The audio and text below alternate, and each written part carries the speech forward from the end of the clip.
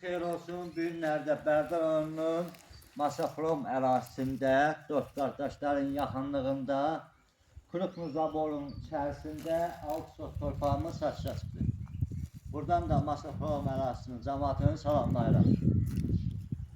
Hörmətli tamaşaçılar, Krupnu zaborun içərisində 6 sot torpağımız satışa çıxdı. Torpağımızın satış qiyməti 16.000 manatdır. Razılaşma yolda var. Torpağın da darvadası da yerləşdirilibdir. Torpağın ərazisindən qaz, işıq, su, Wi-Fi xəttə belə mevcuddur. Allah alana da, satana da xeyir versin. Sizlə danışan mən idim, Baba Makril. Sağ olun, gələn görüşlərə dək. Ərazini bir dənə təqdim edin, zəhmət olmasa.